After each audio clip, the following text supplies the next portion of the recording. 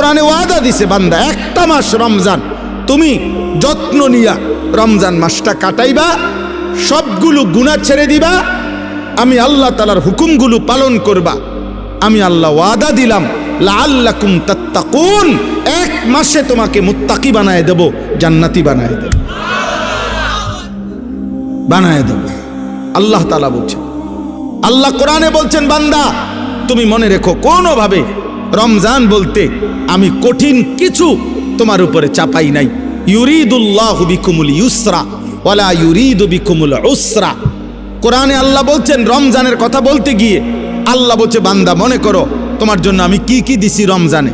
স্বাভাবিক সারা বছরের নেক আমল তো আছেই, বাকি নতুন করে কি দিলাম? এক নম্বরে ধরে নেন নতুন করে আল্লাহ তাআলা রমজানে আমাদেরকে কি দিলেন? এক মাসের রোজা, রোজা রাখতে হবে। 2, প্রতিদিন তারাবি পড়তে হবে। 3, ইফতার করতে হবে। 4, রাত্রিবেলা সাহারি খাইতে হবে। 5, শেষ দশকে এতেকাফ করতে হবে। 6, শেষ দশকের বেজর রাত্রিগুলোতে সবে কদর তালাশ করতে হবে। আর কি?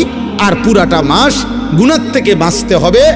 আল্লাহ তাআলার নেক আমল 5 ওয়াক্ত নামাজ, জিকির, তেলাওয়াত, দোয়া, কান্নাকাটি এর মধ্যে লিপ্ত থাকতে হবে। এই তো কথা।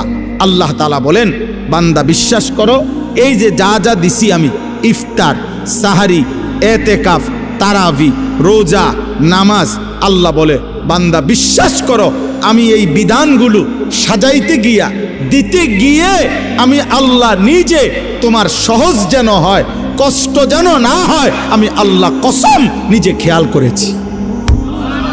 ইউরিদুল্লাহু বিকুমুল ইউসরা, আমি আল্লাহ চেয়েছি তোমার যেন সহজ হয়। ওয়ালা ইউরিদু বিকুমুল উসরা, আমি আল্লাহ তাআলা তোমার জন্য কঠিন হোক এটা চাই নাই। প্রথম যেভাবে বিধান শুরু করছি নবীজির জামানায়, প্রথম রোজার শুরু, রমজানের শুরু, ওইখান থেকেও আমি বান্দা সহজ করতে করতে করতে বর্তমানের অবস্থায় আনছি। শুধু কমাইছি, বাড়াইছি না, শুধু কমাই আনছি। সংক্ষেপে বলি, প্রথম